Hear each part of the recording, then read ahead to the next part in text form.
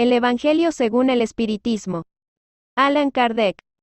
Contiene la explicación de las máximas morales de Cristo, su concordancia con el espiritismo y su aplicación a las diversas posiciones de la vida. No hay fe inquebrantable sino aquella que puede encarar, frente a la razón, en todas las épocas de la humanidad. Prefacio. Los espíritus del Señor, que son las virtudes de los cielos, como un ejército inmenso que se moviliza tan pronto ha recibido la orden de su comandante, se esparcen por toda la superficie de la tierra. Semejantes a las estrellas que caen del cielo, vienen a iluminar el camino y a abrir los ojos a los ciegos.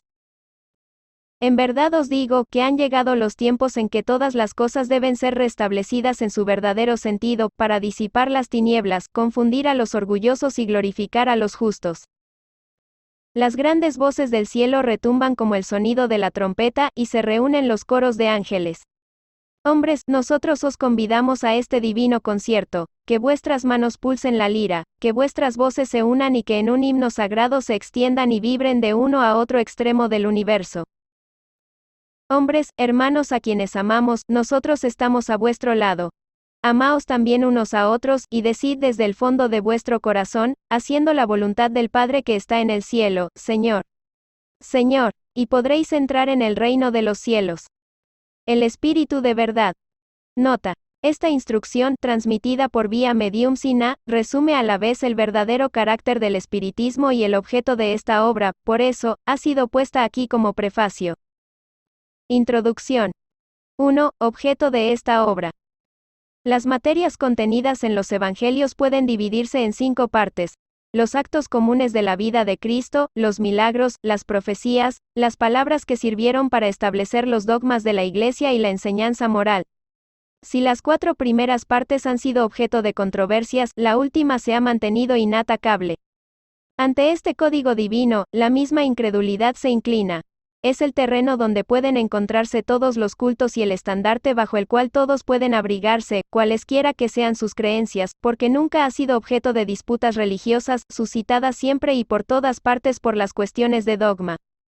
Por lo demás, si las sectas la hubiesen discutido, hubieran encontrado en esa enseñanza su propia condenación, porque la mayoría está más interesada en la parte mística que en la parte moral que exige la reforma de sí mismo.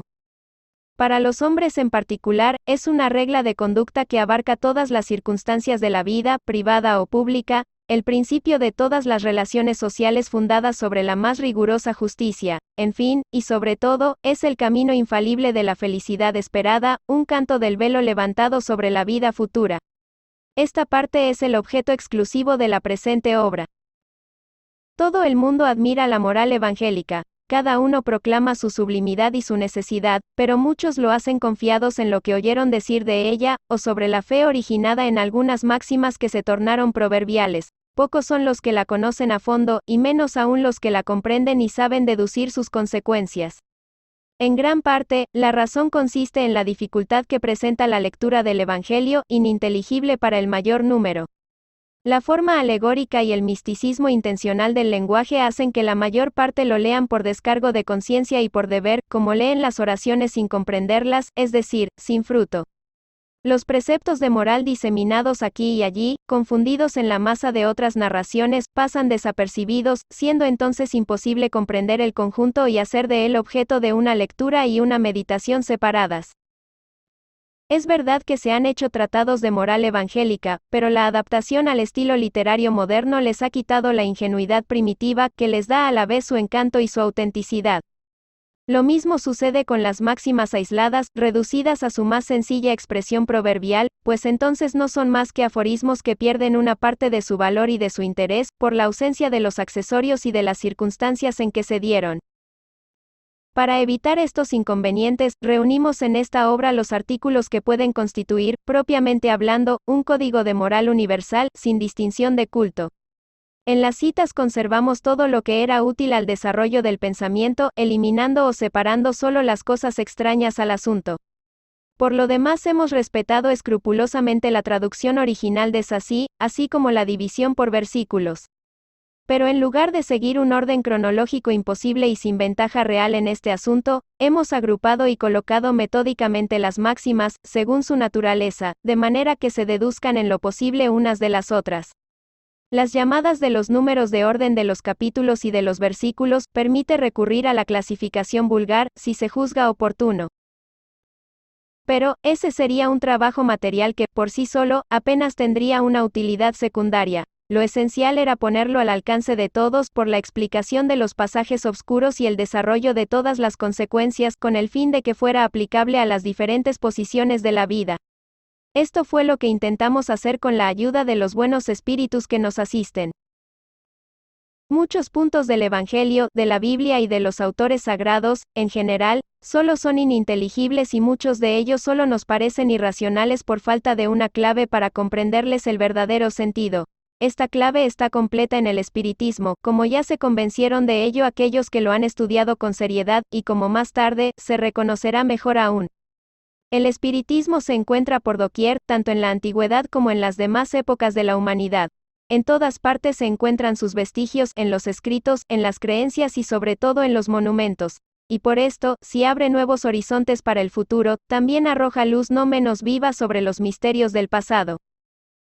Como complemento de cada precepto, hemos añadido algunas instrucciones, elegidas entre las dictadas por los espíritus en diferentes países y con la intervención de diferentes médiums. Si estas instrucciones hubiesen salido de un solo origen, hubieran podido sufrir una influencia personal o la del medio, mientras que la diversidad de orígenes prueba que los espíritus dan sus enseñanzas en todas partes y que nadie a ese respecto goza de privilegios. 1. Sin duda, podríamos dar, sobre cada asunto un mayor número de comunicaciones obtenidas en una multitud de poblaciones y centros espíritas, además de las que citamos, pero quisimos ante todo, evitar la monotonía de las repeticiones inútiles y limitar nuestra elección a las que, por el fondo y la forma, entran más particularmente en el cuadro de esta obra, reservando para ulteriores publicaciones las que no pudieron publicarse en esta. Esta obra es para uso de todos. Cada uno puede hallar en ella los medios de conformar su conducta a la moral de Cristo. Además, los espíritas encontrarán en ella las aplicaciones que les conciernen más especialmente.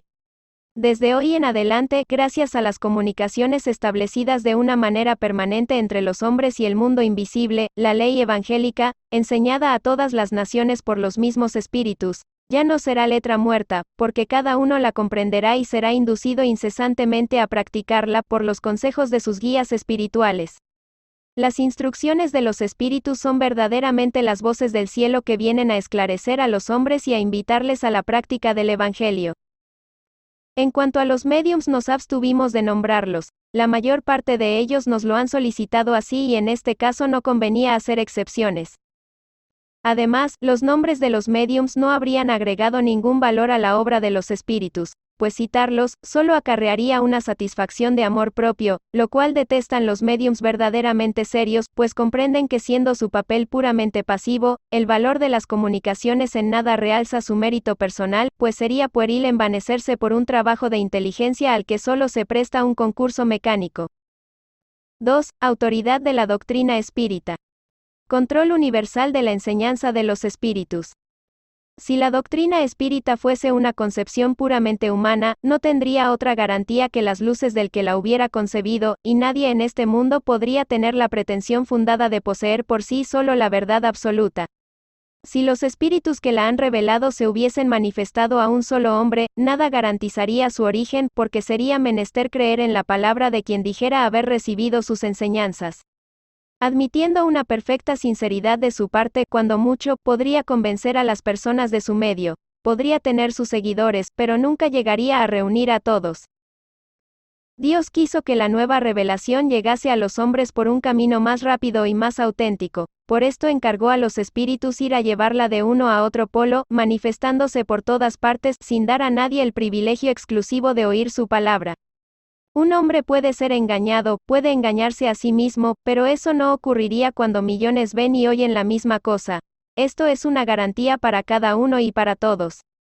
Además, puede hacerse desaparecer a un hombre, pero no puede hacerse que desaparezcan las masas. Pueden quemarse los libros, pero no se pueden quemar los espíritus.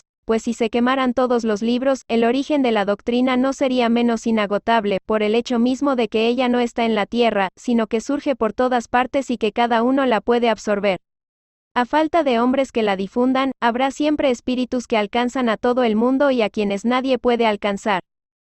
En realidad, los mismos espíritus son los que hacen la propaganda con la ayuda de innumerables mediums que ellos suscitan por todos lados.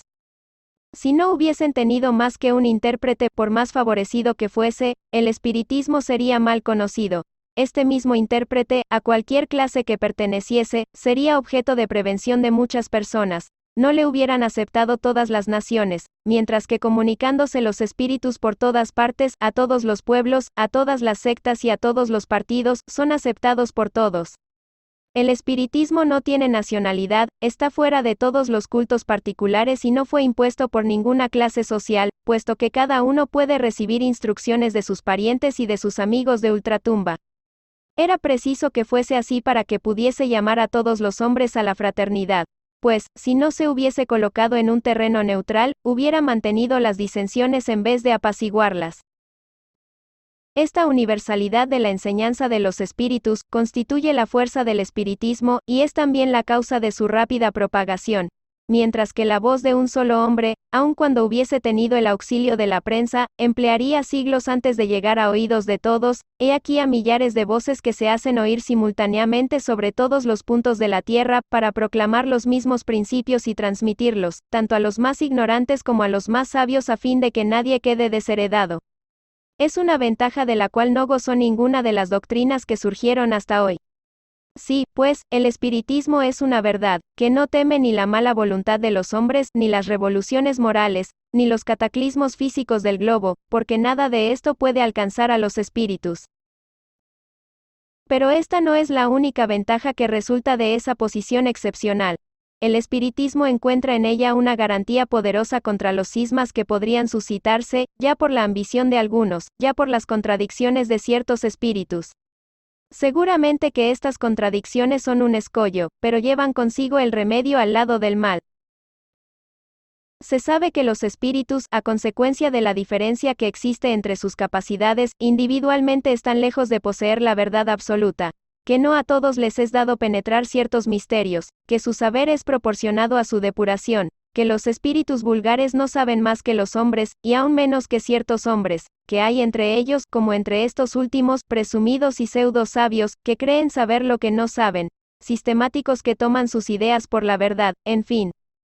Que los espíritus de un orden más elevado, los que están completamente desmaterializados, son los únicos que se han despojado de las ideas y de los prejuicios terrestres, pero también se sabe que los espíritus mentirosos no tienen escrúpulos en arroparse con nombres que toman prestados para hacer aceptar sus utopías.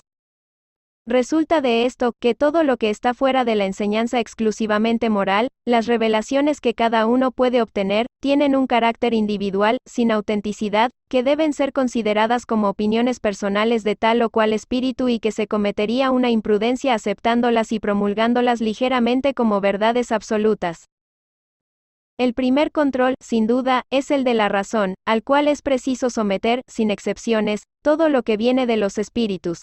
Toda teoría en contradicción manifiesta con el buen sentido, con una lógica rigurosa y con los datos positivos que se poseen, aunque esté firmada por cualquier nombre respetable, debe ser rechazada. Pero este control es incompleto en muchos casos, a consecuencia de la insuficiencia de las luces de ciertas personas, y de la tendencia de muchos de tomar su propio juicio por único árbitro de la verdad. En caso semejante, ¿qué hacen los hombres que no tienen confianza absoluta en sí mismos? Toman consejos del mayor número, y la opinión de la mayoría es su guía. Así debe ser respecto a la enseñanza de los espíritus, cuyos medios de control nos proporcionan ellos mismos. La concordancia en la enseñanza de los espíritus es, pues, el mejor control, pero es preciso, también, para ello, que ocurra en ciertas condiciones. La menos segura de todas es cuando el mismo médium pregunta a diferentes espíritus sobre un punto dudoso. Es evidente que, si está bajo el imperio de una obsesión o se relaciona con un espíritu mentiroso, este espíritu puede decirle la misma cosa bajo nombres diferentes. Tampoco hay una garantía suficiente en la conformidad que se puede obtener por los médiums de un solo centro, porque todos pueden estar bajo la misma influencia. La única garantía seria de la enseñanza de los espíritus está en la concordancia que existe entre las revelaciones dadas espontáneamente con la intervención de un gran número de médiums desconocidos los unos de los otros y en diversos lugares. Se concibe que no se trata aquí de comunicaciones relativas a intereses secundarios, sino de las que se vinculan a los mismos principios de la doctrina. La experiencia prueba que cuando un principio nuevo debe recibir su solución, es enseñado espontáneamente en diferentes puntos al mismo tiempo, y de una manera idéntica, sino en cuanto a la forma, al menos en el fondo. Pues, si le place a un espíritu formular un sistema excéntrico, basado solo en sus ideas y fuera de la verdad, puede tenerse por seguro que ese sistema quedará circunscripto y caerá ante la unanimidad de las instrucciones dadas por todas partes, como ya se tienen varios ejemplos de eso. Fue esta unanimidad la que hizo caer todos los sistemas parciales que despuntaron en el origen del espiritismo, cuando cada uno explicaba los fenómenos a su manera, y antes que se conociesen las leyes que rigen las relaciones del mundo visible y del mundo invisible. Tal es la base en que nos apoyamos cuando formulamos un principio de la doctrina. No es porque esté de acuerdo con nuestras ideas que lo damos como verdadero, pues, no nos colocamos de ninguna manera como árbitros supremos de la verdad, y no decimos a nadie, creed tal cosa porque lo decimos nosotros. Nuestra opinión no es, a nuestros ojos, sino una opinión personal que puede ser justa o falsa, porque no somos más infalibles que los otros, ni tampoco es verdadero para nosotros un principio porque se nos ha enseñado, sino porque ha recibido la sanción de la concordancia. En nuestra posición, recibiendo las comunicaciones de cerca de 1000 centros espíritas serios, diseminados por todas las partes del globo, estamos en condiciones de ver los principios en que se establece esta concordancia.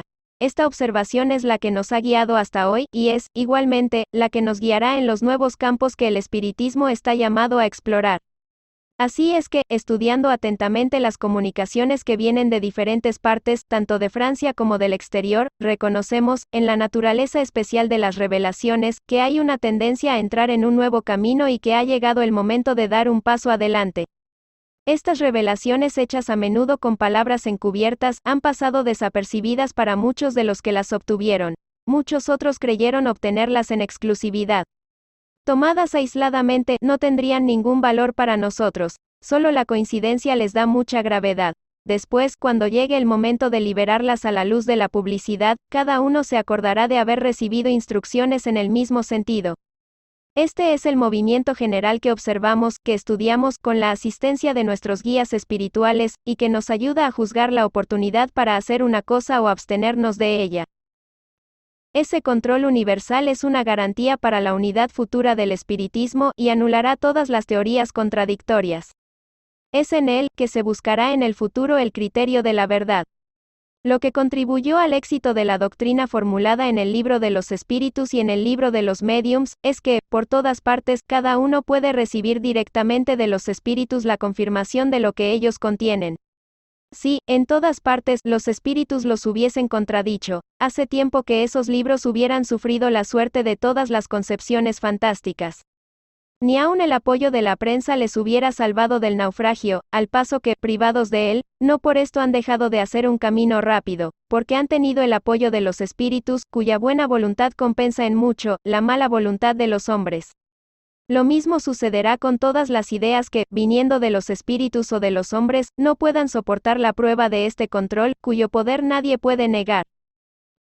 Supongamos, pues, que ciertos espíritus quieran dictar, bajo cualquier título, un libro en sentido contrario. Supongamos inclusive que con una intención hostil, y con el objetivo de desacreditar la doctrina, la malevolencia suscitase comunicaciones apócrifas. ¿Qué influencia podrían tener estos escritos, si son desmentidos, por todas partes por los espíritus?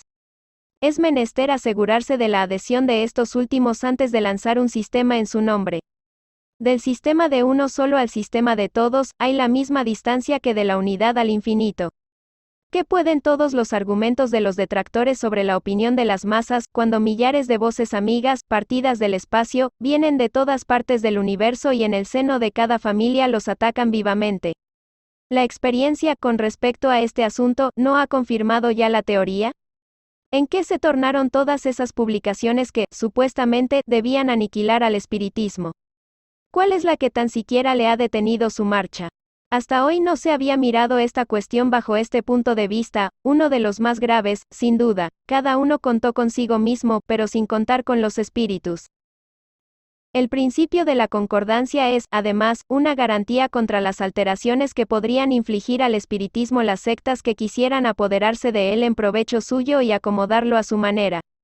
Quien intentase desviarlo de su objetivo providencial, fracasaría, por la sencilla razón de que los espíritus con la universalidad de su enseñanza, harán caer toda modificación que se aparte de la verdad.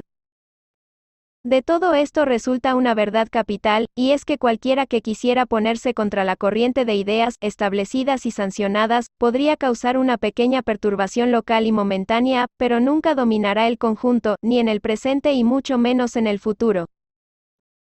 También se desprende de esto que las instrucciones dadas por los espíritus sobre puntos de la doctrina que aún no se han dilucidado, no pueden tener fuerza de ley mientras permanezcan aisladas, y que, por consiguiente, no pueden ser aceptadas sino con todas las reservas y a título de información. De ahí la necesidad de tener en su publicación la mayor prudencia, y en el caso en que se creyese deber publicarlas, conviene no presentarlas sino como opiniones individuales, más o menos probables, pero teniendo en todo caso necesidad de confirmación. Esta confirmación es la que es necesario esperar antes de presentar un principio como verdad absoluta, si no se quiere ser acusado de ligereza o de credulidad irreflexiva.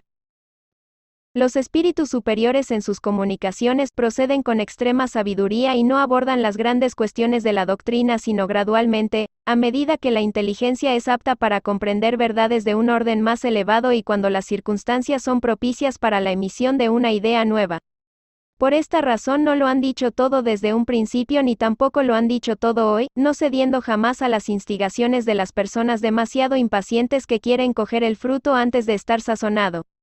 Sería, pues, superfluo querer precipitar el tiempo designado a cada cosa por la providencia, porque entonces los espíritus verdaderamente formales niegan positivamente su concurso, y los espíritus ligeros, importándoles poco la verdad, responden a todo. Por esta razón, sobre todas las preguntas prematuras, siempre hay respuestas contradictorias.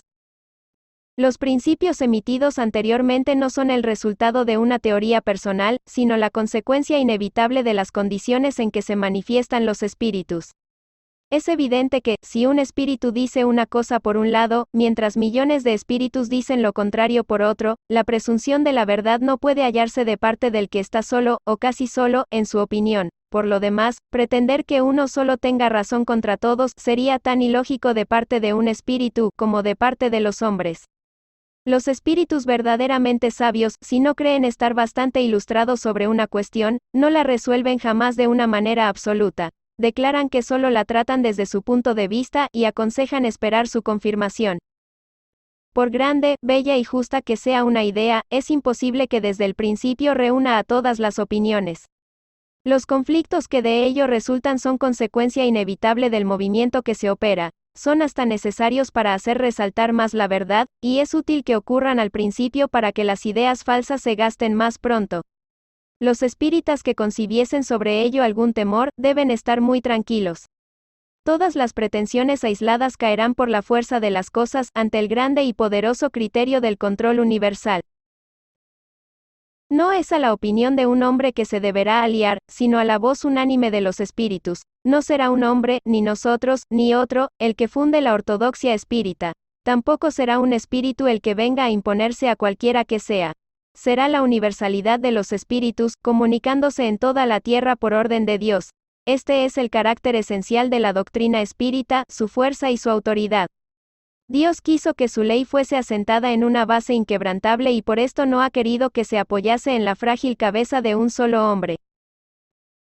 Ante este poderoso areópago que no conoce ni los conciliábulos, ni las rivalidades envidiosas, ni las sectas, ni las naciones, vendrán a estrellarse todas las oposiciones, todas las ambiciones, todas las pretensiones a la supremacía individual, que nosotros mismos nos destruiríamos si quisiéramos sustituir esos decretos soberanos con nuestras propias ideas. Él solo es el que resolverá todas las cuestiones litigiosas, el que acallará las disidencias y dará razón a quien de derecho la tenga. Ante ese imponente acuerdo de todas las voces del cielo, ¿qué puede la opinión de un hombre o de un espíritu? Menos que la gota de agua que se confunde en el océano, menos que la voz del niño que la tempestad sofoca. La opinión universal, he aquí, pues, el juez supremo, el que pronuncia la última instancia y se forma de todas las opiniones individuales. Si una de ellas es verdadera, solo tiene en la balanza su peso relativo. Si es falsa, no puede imponerse sobre las otras. En este inmenso concurso las individualidades desaparecen, y este es un nuevo revés para el orgullo humano. Ese conjunto armonioso ya se diseña, y no concluirá este siglo sin que brille en todo su esplendor de una manera que fije todas las incertidumbres, porque hasta allá voces poderosas habrán recibido la misión de hacerse oír para reunir a los hombres bajo la misma bandera, desde que el campo esté suficientemente labrado. Mientras tanto, el que fluctúa entre dos sistemas opuestos, puede observar en qué sentido se pronuncia la opinión general. Este es el indicio cierto del sentido en el cual se pronuncia la mayoría de los espíritus sobre los diversos puntos donde ellos se comuniquen, y esta es también la señal no menos cierta del sistema que vencerá. 3. Noticias históricas. Para comprender bien ciertos pasajes de los evangelios, es necesario conocer el valor de muchas palabras que se emplean en él con frecuencia, y que caracterizan el estado de las costumbres y de la sociedad judaica de aquella época. No teniendo ya estas palabras el mismo sentido para nosotros, con frecuencia han sido mal interpretadas, y, por la misma razón, han dejado una especie de incertidumbre. La comprensión de su significado explica además el sentido verdadero de ciertas máximas que parecen extrañas a primera vista. Samaritanos. Después del cisma de las 10 tribus, Samaria vino a ser la capital del reino disidente de Israel. Destruida y vuelta a edificar muchas veces, fue, bajo el dominio de los romanos, la capital de Samaria, una de las 4 divisiones de Palestina. Herodes, llamado el Grande, la embelleció con suntuosos monumentos y para agradar a Augusto, le dio el nombre de Augusta, en griego Sebaste. Los samaritanos casi siempre estuvieron en guerra con los reyes de Judá. Una aversión profunda, que databa de la separación, se perpetuó entre los dos pueblos, que evitaban todas las relaciones recíprocas. Los samaritanos, para hacer la separación más profunda y no tener que ir a Jerusalén en la celebración de las fiestas religiosas, se construyeron un templo particular y adoptaron ciertas reformas. Solo admitían el Pentateuco conteniendo la ley de Moisés, rechazando todos los libros que le fueron anexados después. Sus libros sagrados estaban escritos en caracteres hebreos de la más remota antigüedad.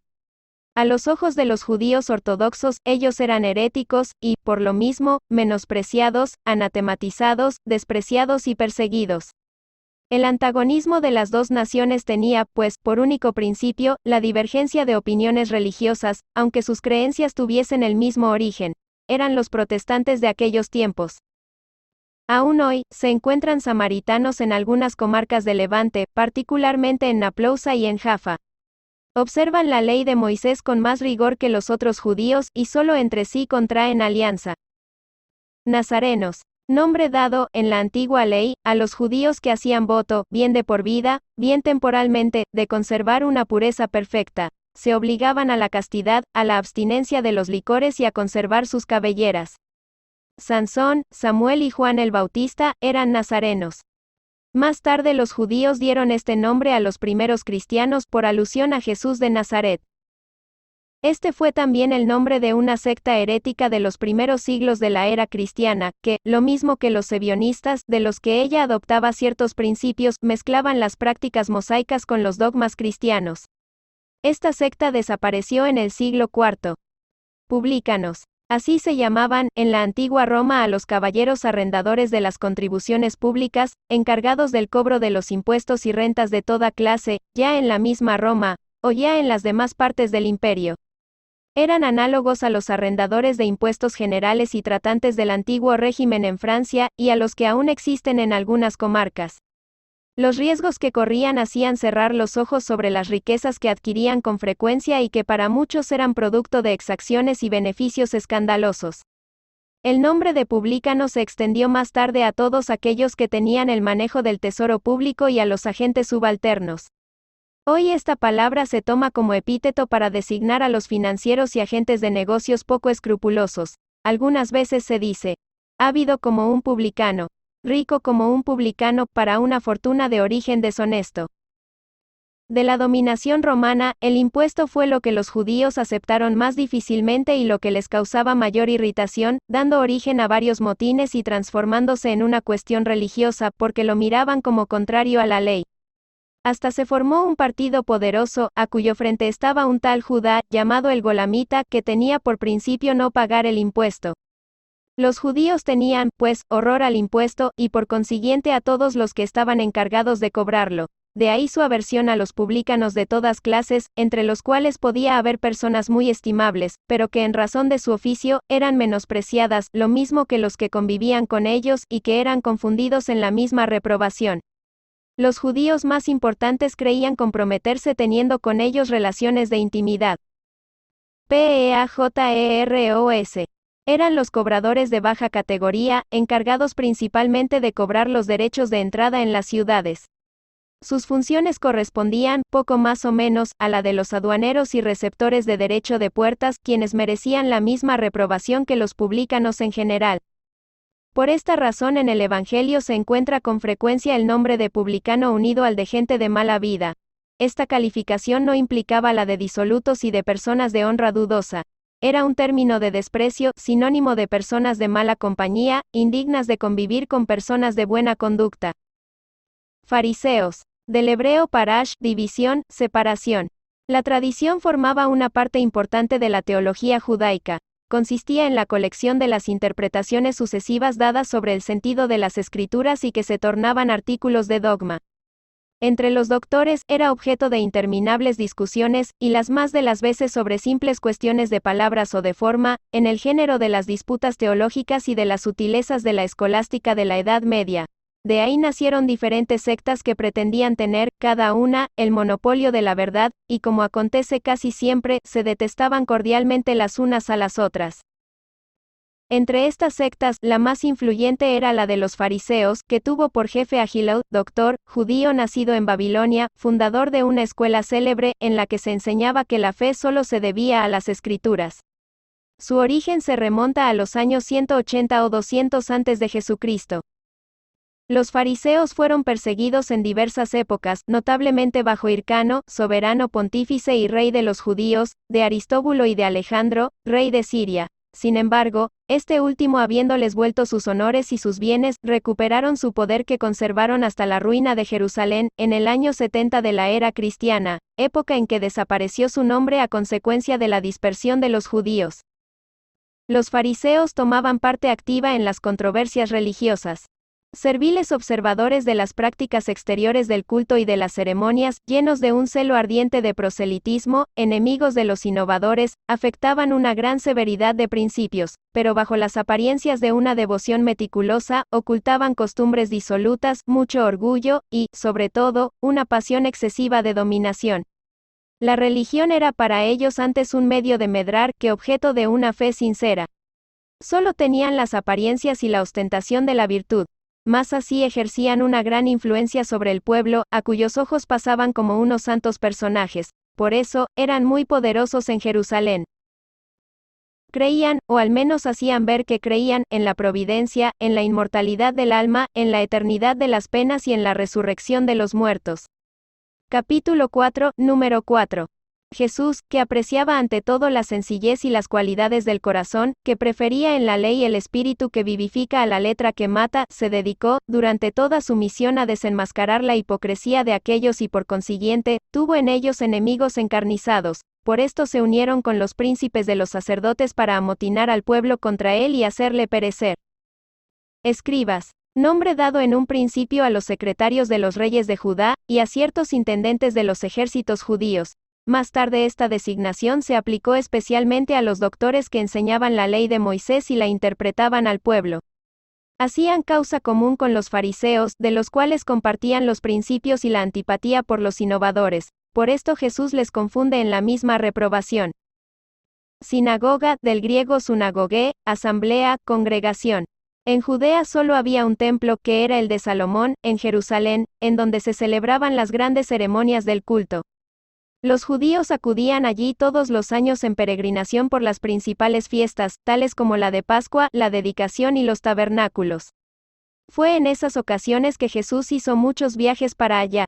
Las otras ciudades no tenían templos, sino sinagogas, edificios donde los judíos se reunían los sábados para hacer las oraciones públicas bajo la dirección de los ancianos y de los escribas, o doctores de la ley. se hacían ahí, también, lectura de libros sagrados, que eran explicadas y comentadas. Todos podían tomar parte en ella y, por eso, Jesús, sin ser sacerdote, enseñaba en las sinagogas los días de sábado. Después de la ruina de Jerusalén y de la dispersión de los judíos, las sinagogas, en las ciudades que habitaban, les servían de templos para la celebración de culto. Saduceos. Secta judaica que se formó hacia el año 248 a.C., llamada así en razón de Sadoc, su fundador. Los saduceos no creían ni en la inmortalidad del alma, ni en la resurrección, ni en los buenos y malos ángeles. Sin embargo, creían en Dios, pero no esperando nada después de la muerte, no le servían sino con la mira de recompensas temporales, a lo que, según ellos, se limitaba su providencia. La satisfacción de los sentidos era también a sus ojos el objetivo esencial de la vida. En cuanto a las escrituras, se atenían al texto de la antigua ley, no admitiendo ni la tradición ni ninguna interpretación. Colocaban las buenas obras y la ejecución pura y simple de la ley sobre las prácticas exteriores del culto. Como se ve, eran los materialistas, los deístas y los sensualistas de la época. Esta secta era poco numerosa, pero contaba con personajes importantes, y vino a ser un partido político constantemente opuesto a los fariseos. Esenios o Esenienses, secta judaica fundada hacia el año 150 a.C., en tiempo de los macabeos, y cuyos miembros, que habitaban en una especie de monasterio, formaban entre sí una clase de asociación moral y religiosa. Se distinguían por sus costumbres dulces y virtudes austeras, enseñaban el amor a Dios y al prójimo, la inmortalidad del alma y creían en la resurrección. Vivían en celibato, condenaban la esclavitud y la guerra, sus bienes eran comunes y se entregaban a la agricultura. En oposición a los saduceos sensuales que negaban la inmortalidad, a los fariseos rígidos para las prácticas exteriores, y en los cuales la virtud solo era aparente, no tomaban parte en ninguna de las querellas que dividían a estas dos sectas. Su género de vida se aproximaba al de los primeros cristianos, y los principios de moral que profesaban han hecho pensar a algunas personas que Jesús formó parte de esta secta antes de empezar su misión pública. Lo que es cierto es que debió conocerla, pero nada prueba que se hubiese afiliado a ella y todo lo que se escribió sobre este asunto es hipotético. 1. La muerte de Jesús, supuestamente escrita por un hermano esenio, es un libro completamente apócrifo, escrito con el objetivo de servir a una opinión y que en sí mismo encierra la prueba de su origen moderno.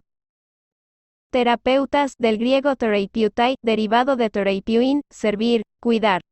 Es decir, servidores de Dios o curanderos, sectarios judíos contemporáneos de Cristo, establecidos principalmente en Alejandría, en Egipto. Tenían una gran semejanza con los esenios, cuyos principios profesaban, como estos últimos, se entregaban a la práctica de todas las virtudes. Su alimentación era de una extrema frugalidad. Entregados al celibato, a la contemplación y a la vida solitaria, formaban una verdadera orden religiosa. Filón, filósofo judío platónico de Alejandría, fue el primero que habló de los terapeutas, considerándolos una secta del judaísmo.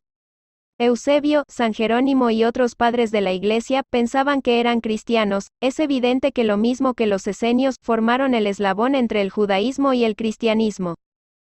4. Sócrates y Platón, precursores de la idea cristiana y del espiritismo. Del hecho que Jesús debe haber conocido la secta de los esenios, sería errado concluir que tomase de ella su doctrina, y que, si hubiese vivido en otro medio, habría profesado otros principios. Las grandes ideas no surgen nunca súbitamente, las que tienen por base la verdad tienen siempre sus precursores que les preparan parcialmente los caminos. Después, cuando llega su tiempo, Dios manda a un hombre con la misión para resumir, coordinar y completar estos elementos esparcidos y formar con ellos un cuerpo. De este modo, no llegando la idea bruscamente a su aparición, encuentra espíritus dispuestos a aceptarla. Así sucedió con la idea cristiana, que fue presentida muchos siglos antes de Jesús y de los esenios, y de la cual Sócrates y Platón fueron los principales precursores. Sócrates, de la misma forma que Cristo, nada escribió, o por lo menos no dejó ningún escrito. Como él, murió como los criminales, víctima del fanatismo, por haber atacado las creencias tradicionales, y colocado la virtud real sobre la hipocresía y el simulacro de las formas. En una palabra, por haber combatido los prejuicios religiosos. Así como Jesús fue acusado por los fariseos de corromper al pueblo con sus enseñanzas, también como él, fue acusado por los fariseos de su tiempo, porque los ha habido en todas las épocas, de corromper a la juventud, proclamando el dogma de la unidad de Dios, de la inmortalidad del alma y de la vida futura. Del mismo modo que no conocemos la doctrina de Jesús más que por los escritos de sus discípulos, tampoco conocemos la de Sócrates más que por los escritos de su discípulo Platón. Creemos de utilidad el resumir aquí sus puntos más culminantes para demostrar su concordancia con los principios del cristianismo. Aquellos que considerasen este paralelo como una profanación y pretendiesen que no podría haber paridad entre la doctrina de un pagano y la de Cristo, responderemos que la doctrina de Sócrates no era pagana, puesto que tenía por objeto combatir el paganismo, que la doctrina de Jesús, más completa y más depurada que la de Sócrates, nada tiene que perder con la comparación, que la grandeza de la misión divina de Cristo no sería disminuida con ello, y que, por otra parte, estos son hechos históricos que no pueden negarse. El hombre alcanzó un punto en que la luz irradia por sí misma de abajo del celemín y está maduro para mirarla de frente, tanto peor para los que no se atreven a abrir los ojos. Ha llegado el tiempo de examinar las cosas ampliamente y desde lo alto, y no desde el punto de vista mezquino y reducido de los intereses de secta y de casta. Por otra parte, estas citas probarán que si Sócrates y Platón presintieron la idea cristiana, se encuentran igualmente en su doctrina los principios fundamentales del espiritismo. Resumen de la doctrina de Sócrates y Platón. 1. El hombre es un alma encarnada. Antes de su encarnación existía unida a los tipos primordiales, a las ideas de lo verdadero, del bien y de lo bello, de las que se separa encarnándose y recordando su pasado, está más o menos atormentada por el deseo de volver a él. No puede enunciarse más claramente la distinción y la independencia del principio inteligente y del principio material. Además, es la doctrina de la preexistencia del alma, de la vaga intuición que conserva de otro mundo al cual aspira, de su supervivencia al cuerpo, de su salida del mundo espiritual para encarnarse y de su regreso a este mismo mundo después de la muerte. Es, en fin, el germen de la doctrina de los ángeles caídos. 2. El alma se extravía y se turba cuando se sirve del cuerpo para considerar cualquier objeto. Tiene vértigos como si estuviera ebria, porque se une a cosas que están por su naturaleza, sujetas a cambios. Sin embargo, cuando contempla su propia esencia, se dirige a lo que es puro, eterno, inmortal, y siendo de la misma naturaleza, permanece allí tanto tiempo como puede. Entonces sus extravíos cesan porque está unida a lo que es inmutable, y este estado del alma es lo que se llama sabiduría. Así también el hombre que considera las cosas de la tierra desde el punto de vista material, se hace ilusiones. Para apreciarlas con exactitud, es necesario verlas desde arriba, es decir, desde el punto de vista espiritual. El verdadero sabio debe, pues, aislar hasta cierto punto el alma del cuerpo para ver con los ojos del espíritu. Esto es lo que nos enseña el espiritismo. Capítulo 2, número 5. 3. Mientras que tengamos nuestro cuerpo y el alma se encuentre sumergida en esta corrupción, nunca poseeremos el objeto de nuestros deseos, la verdad. En efecto, el cuerpo nos suscita 1000 obstáculos por la necesidad que tenemos de cuidarle. Además nos llena de deseos, de apetitos, de temores, de 1000 quimeras y de 1000 tonterías, de manera que con él es imposible ser sabio ni un instante. Pero, si no es posible conocer nada con pureza mientras el alma está unida al cuerpo, es necesario que suceda una de estas dos cosas. O que no se conozca jamás la verdad o que se conozca después de la muerte. Libres de la locura del cuerpo, entonces conversaremos, es de esperar, con hombres igualmente libres, y conoceremos por nosotros mismos la esencia de las cosas. Por esto los verdaderos filósofos se ejercitan para morir y la muerte no les parece de ningún modo temible. El cielo y el infierno, primera parte, capítulo 2, segunda parte, capítulo 1. He aquí el principio de las facultades del alma, obscurecidas por el intermediario de los órganos corporales y de la expansión de esas facultades después de la muerte, pero aquí se trata de las almas escogidas, ya purificadas, pues no sucede lo mismo con las almas impuras. 4. El alma impura, en este estado, está entorpecida y es arrebatada de nuevo hacia el mundo visible por el horror que tiene a lo invisible e inmaterial. entonces, está errante, se dice, alrededor de los monumentos y de los sepulcros, cerca de los cuales se ha visto a veces fantasmas tenebrosos, como deben ser las imágenes de las almas que han dejado el cuerpo sin estar enteramente purificadas y que conservan algo de la forma material, lo que hace que puedan ser percibidas con la mirada. Estas no son las almas de los buenos, sí la de los malos, que están obligados a permanecer errantes en estos parajes, a donde cargan consigo el castigo de su primera vida y en donde permanecen errantes hasta que los apetitos inherentes a la forma material que se dieron, las conduzcan a un cuerpo, y, entonces vuelven, sin duda, a tomar las mismas costumbres que durante su primera vida eran objeto de sus predilecciones. No solo está claramente expuesto aquí el principio de la reencarnación, sino también el estado de las almas que están aún bajo el imperio de la materia, el cual está descrito tal como el espiritismo lo muestra en las evocaciones. Hay más, dice que la reencarnación en un cuerpo material es consecuencia de la impureza del alma, mientras que las almas purificadas están libres de ella. El espiritismo no dice otra cosa. Añade, apenas, que el alma que tomó buenas resoluciones en el estado errante y que tiene conocimientos adquiridos, tiene, al renacer, menos defectos, más virtudes y más ideas intuitivas que no tenía en su precedente existencia, y que así, cada existencia implica para ella un progreso intelectual y moral. El cielo y el infierno, segunda parte, ejemplos. 5. Después de nuestra muerte, el genio, daimon, demonio, que nos ha sido designado durante nuestra vida, nos conduce a un lugar donde se reúnen todos aquellos que deben ser conducidos a las hadas para ser juzgados. Las almas, después de haber permanecido en las hadas el tiempo necesario, vuelven a ser conducidas a esta vida en numerosos y largos períodos. Esta es la doctrina de los ángeles guardianes o espíritus protectores, y de las reencarnaciones sucesivas después de intervalos más o menos largos de erraticidad. 6. Los demonios llenan el espacio que separa el cielo de la tierra, son el lazo que une al gran todo consigo mismo. No entrando nunca la divinidad en comunicación directa con el hombre, es por medio de los demonios que los dioses se relacionan y conversan con él, sea en vela o durante el sueño. La palabra daimon, que dio origen a demonio, no era tomada en mal sentido en la antigüedad, como entre los modernos. No se aplicaba exclusivamente a los espíritus malhechores, sino a todos los espíritus en general, entre los cuales distinguían a los espíritus superiores, llamándoles dioses, y a los espíritus menos elevados o demonios, propiamente dichos, que se comunicaban directamente con los hombres. El espiritismo dice también que los espíritus pueblan el espacio, que Dios no se comunica con los hombres sino por mediación de los espíritus puros, encargados de transmitir su voluntad, que los espíritus se comunican con ellos durante la vela y durante el sueño.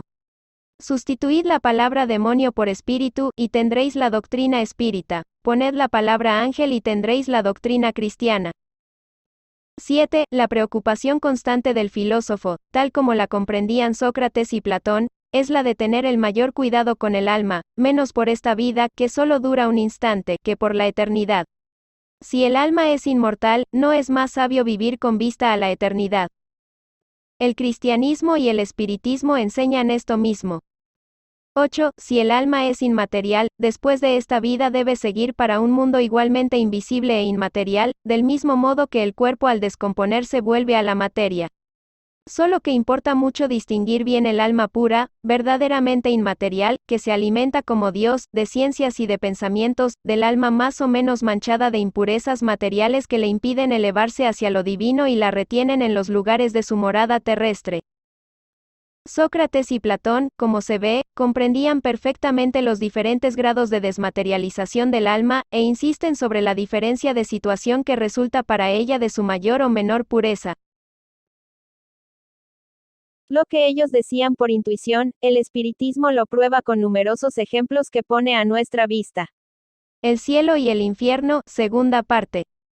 9. Si la muerte fuese la completa disolución del hombre sería una gran ganancia para los malos, después de su muerte, al quedar libres, al mismo tiempo, de sus cuerpos, de su alma y de sus vicios. Aquel que adornó su alma no con una compostura extraña, sino de lo que le es propio, solo éste podrá esperar tranquilamente la hora de su partida para el otro mundo. En otros términos, es decir que el materialismo, que proclama la nada después de la muerte, sería la anulación de toda responsabilidad moral ulterior, y por consiguiente, un excitante al mal, que el malo tiene todo que ganar con la nada, que solo el hombre que se despojó de sus vicios y se enriquece de virtudes puede esperar tranquilamente el despertar en la otra vida. El espiritismo nos muestra, con los ejemplos que pone cada día a nuestra vista, cuán penoso es para el malo el tránsito de una vida para la otra y la entrada en la vida futura. El cielo y el infierno, segunda parte, capítulo 1. 10. El cuerpo conserva los vestigios bien marcados de los cuidados que se han tenido por él o de los accidentes que ha experimentado. Lo mismo sucede con el alma. Cuando se despoja del cuerpo, lleva las señales evidentes de su carácter, de sus afectos y las señales que cada uno de los actos de su vida le dejó. Así, la mayor infelicidad que puede sucederle al hombre, es irse al otro mundo con un alma cargada de crímenes. Ya ves, Calicles, que ni tú, ni Polus, ni Gorgias, podríais probar que se debe llevar otra vida que nos sea útil para cuando estemos allá abajo. De tantas opiniones diversas, la única inquebrantable es la que vale más recibir una injusticia que cometerla, y que ante todo debe uno dedicarse, no a parecer hombre de bien, sino a hacerlo. Conversaciones de Sócrates con sus discípulos en la prisión. Aquí se encuentra este otro punto capital, confirmado hoy por la experiencia, de que el alma no depurada conserva las ideas, las tendencias, el carácter y las pasiones que tenía en la tierra. Esta máxima, ¿vale más recibir una injusticia que cometerla, no es enteramente cristiana? Es el mismo pensamiento que Jesús expresa con esta figura: si alguno os hiere en una mejilla, ofréquedo en la otra. Capítulo 12, números 7 y 8. 11. Una de dos. O la muerte es una destrucción absoluta, o es el tránsito del alma a otro paraje. Si todo debe aniquilarse, la muerte será como una de esas noches raras que pasamos sin soñar y sin ninguna conciencia de nosotros mismos. Pero si la muerte solo es el cambio de morada, el tránsito para un lugar donde los muertos deben reunirse, qué felicidad al volver a encontrar a aquellos a quien se conoció. Mi mayor placer sería el de examinar de cerca a los habitantes de esa morada y distinguir en ellos, como aquí, a los que son sabios, de aquellos que creen serlo y no lo son. Pero ya es hora de separarnos, yo para morir y vosotros para vivir. Sócrates a sus jueces. Según Sócrates, los hombres que vivieron en la tierra, se vuelven a encontrar después de la muerte y se reconocen.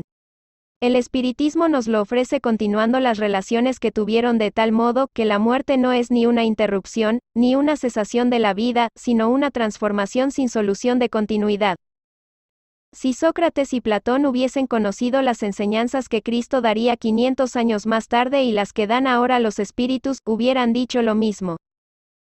No debe sorprendernos esto si consideramos que las grandes verdades son eternas, que los espíritus avanzados debieron conocerlas antes de venir a la tierra, a donde los trajeron, que Sócrates, Platón y los grandes filósofos de su tiempo pudieron ser más tarde del número de aquellos que secundaron a Cristo en su divina misión, siendo elegidos precisamente porque estaban más que los otros en disposición de comprender sus sublimes enseñanzas, y que, finalmente, pueden hoy formar parte de la pléyade de espíritus encargados de venir a enseñar a los hombres las mismas verdades. 12. Nunca debe volverse injusticia por injusticia, ni hacer mal a nadie, cualquiera que sea el mal que se nos haya hecho. Pocas personas, sin embargo, admitirán este principio, y las gentes que sobre este punto están divididas no deben despreciarse unas a las otras. ¿Acaso no es este el principio de la caridad, que nos enseña a no retribuir mal por mal y a perdonar a los enemigos? 13. Es por los frutos que se reconoce el árbol. Es preciso calificar cada acción según lo que ella produce. Llamarla mala cuando de ella proviene el mal y buena cuando de ella nace el bien. Esta máxima, es por los frutos que se reconoce el árbol, se encuentra textualmente repetida varias veces en el Evangelio. 14. La riqueza es un gran peligro. Todo hombre que ama la riqueza, no se ama a sí mismo ni a lo que está en él, sino a una cosa que le es más extraña que lo que está en él. Capítulo 16. 15. Las más bellas oraciones y los más bellos sacrificios, agradan menos a la divinidad que un alma virtuosa que se esfuerza en parecérsele. Sería una cosa grave si los dioses tuviesen más consideración por nuestras ofrendas que por nuestra alma. Por este medio, los más culpables podrían tornárseles favorables. Pero solo son verdaderamente justos y sabios aquellos que por sus palabras y por sus actos cumplen con lo que deben a los dioses y a los hombres. Capítulo 10, 7.8. 16. Llamo hombre vicioso a ese amante vulgar que prefiere el cuerpo al alma. El amor está en todas partes en la naturaleza, invitándonos a ejercer nuestra inteligencia, hasta se encuentra en el movimiento de los astros. El amor es el que adorna la naturaleza con sus ricos tapices y pasa y fija su mirada en donde encuentra flores y perfumes. También es el que da paz a los hombres, calma al mar, silencio a los vientos y tregua al dolor. El amor que debe unir a los hombres con un lazo fraternal, es una consecuencia de esta teoría de Platón sobre el amor universal como ley natural. Habiendo dicho Sócrates que el amor no es un dios, ni un mortal, sino un gran demonio, es decir, un gran espíritu que preside el amor universal, esta palabra, sobre todo, fue la que se le imputó como un crimen. 17. La virtud no puede enseñarse, viene por un don de Dios a los que la poseen. Es aproximadamente la doctrina cristiana sobre la gracia, pero si la virtud es un don de Dios, es un favor y puede preguntarse por qué no se concede a todos. Por otra parte, si es un don, no tiene mérito para el que la posee. El espiritismo es más explícito. Dice que el que posee la virtud la ha adquirido por sus esfuerzos en existencias sucesivas, despojándose poco a poco de sus imperfecciones. La gracia es la fuerza con que Dios favorece a todo hombre de buena voluntad para despojarse del mal y hacer al bien. 18. Hay una disposición natural en cada uno de nosotros, y es que nos apercibimos mucho menos de nuestros defectos que de los ajenos. El Evangelio dice, veis la paja en el ojo de vuestro vecino y no veis la viga en el vuestro. Capítulo 10, 9, 10. 19. Si los médicos fracasan en la mayor parte de las enfermedades, es porque tratan el cuerpo sin el alma, y no estando el todo en buen estado, es imposible que la parte esté bien.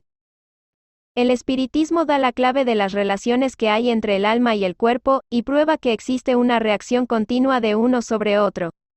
De este modo abre un nuevo camino a la ciencia, mostrándole la verdadera causa de ciertas enfermedades y proporcionándole los medios de combatirlas. Cuando la ciencia se entere de la acción del elemento espiritual en la economía, fracasará con menos frecuencia. 20. Todos los hombres a contar desde la infancia, hacen mucho más mal que bien. Estas palabras de Sócrates tocan la grave cuestión del predominio del mal en la tierra, cuestión irresoluble sin el conocimiento de la pluralidad de los mundos y del destino de la tierra, en la que solo habita una fracción muy pequeña de la humanidad. Solo el espiritismo da la solución, que se desarrolla más adelante en los capítulos 2, 3 y 5. 21. Hay sabiduría en no creer saber lo que no sabes. Esto se dirige a las personas que critican aquello de lo que a menudo no saben ni una palabra. Platón completa este pensamiento de Sócrates diciendo, si ello fuere posible, tratemos primero de tornarlos más honestos en palabras, si no, no nos preocupemos con ellos, y no busquemos sino la verdad. Esforcémonos en instruirnos, pero no nos injuriemos.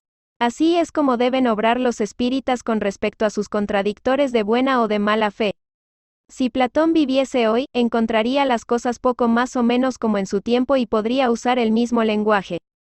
Sócrates encontraría también quien se burlase de su creencia en los espíritus y le tratase de loco, lo mismo que a su discípulo Platón. Fue por haber profesado estos principios que Sócrates fue primero ridiculizado, después acusado de impío y condenado a beber la cicuta. Tan cierto es que las grandes verdades nuevas, sublevando contra ellas los intereses y los prejuicios que destruyen, no pueden establecerse sin lucha y sin hacer mártires.